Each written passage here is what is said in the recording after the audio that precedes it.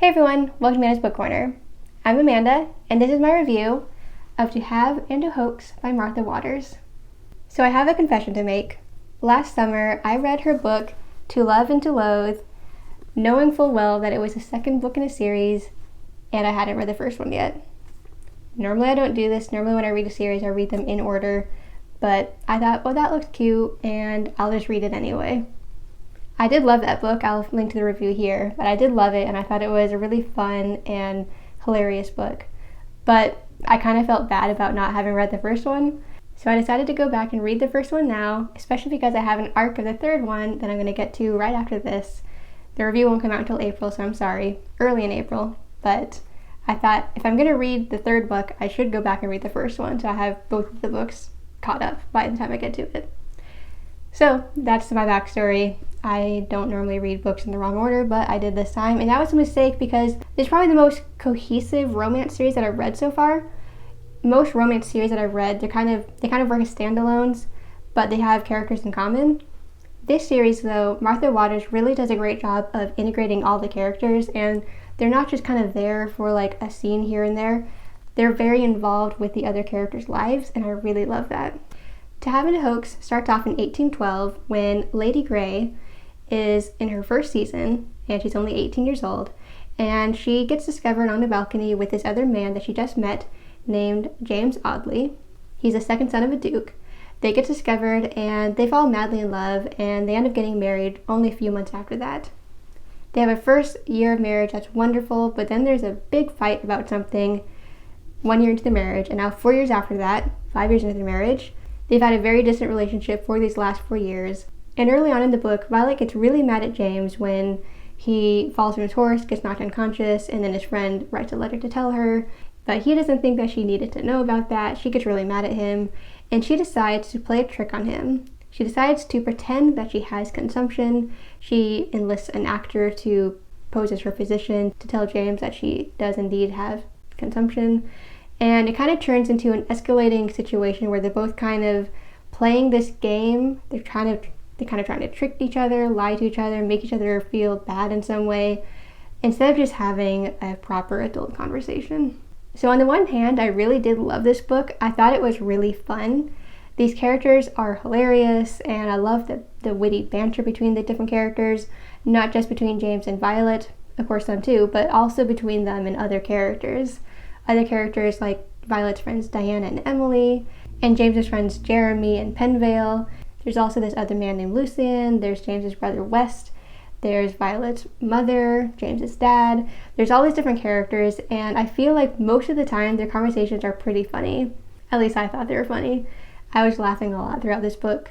Usually smiling, but then later on I started full on laughing at certain scenes. I love how distinct the characters are, and I think that really helps in making their conversations kind of silly and funny. James and Violet are both simultaneously likable yet also unlikable characters, and I'll explain why. On the one hand, Violet is very quick to anger. She doesn't forgive easily. She doesn't apologize easily, and she has a penchant for playing tricks and pranks as opposed to having conversations with people that would actually be productive in some way.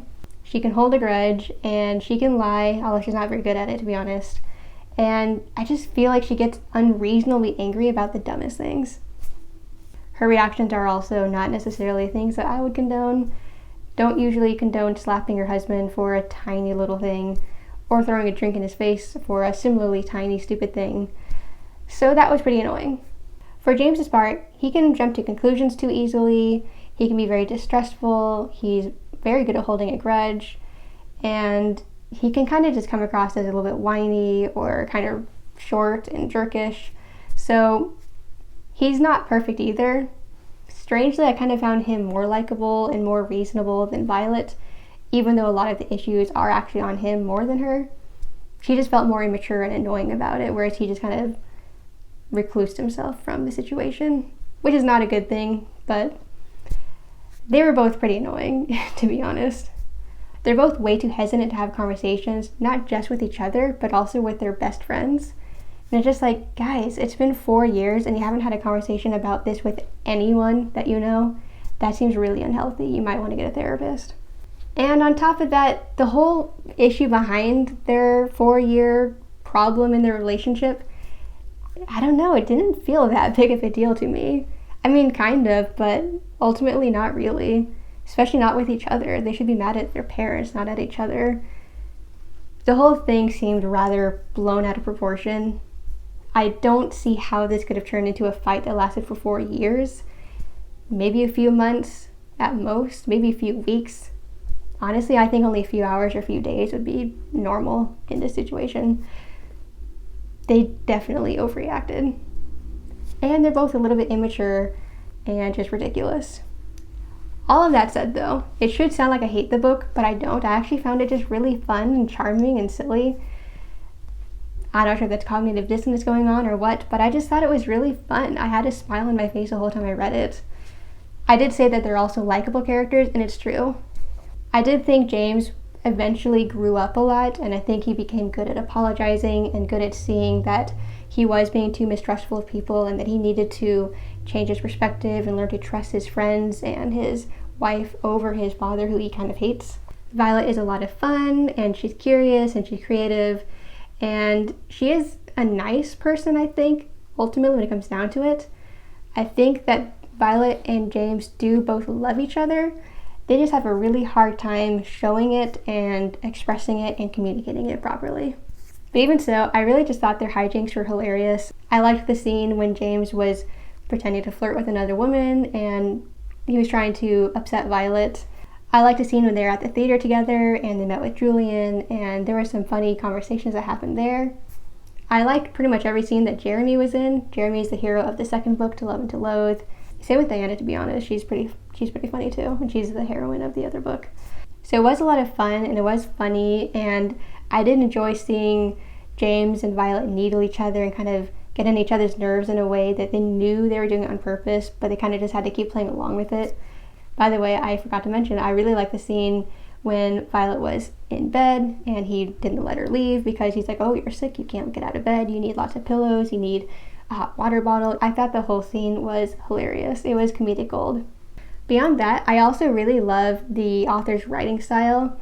It comes across as very proper and probably true to the time, but also witty and sarcastic and just, again, funny and light the way it's written. So I thought that the writer has an excellent writing style and voice for narrating this entire book. I thought the same thing when I read the other book as well.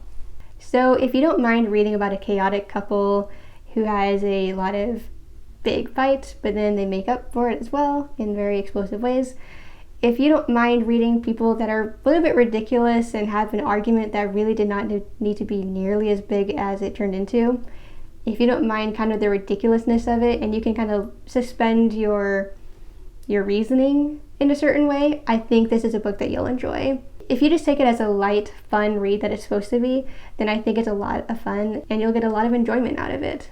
So for me, I did choose to kind of ignore the ridiculousness of it and kind of just forgive how stupid they're being. It's not something that I would like to see in real life. It's not something that I would partake in with my own husband. But to read in a book, it can be kind of comical fun. So with that perspective in mind, I gave it 4.5 stars. So I have loved both To Have and to Hoax and To Love and to Loathe. Next, I'm going to be reading Martha Waters' third book in the series, which is called To Marry and to Meddle. This one stars Emily and Julian, and it looks like it's going to be a lot of fun, and I can't wait to read it. My review of that will be out in early April. So I hope you enjoyed this book review video. If you did, please like, comment, and subscribe. And to make sure you don't miss any more of my videos, please ring the bell to get all my notifications. I put out about 2 to 3 book review videos like this one every week, as well as 1 to 2 other videos like listicles and vlogs. So thanks for watching this video, and I hope to see you in the next one. Bye!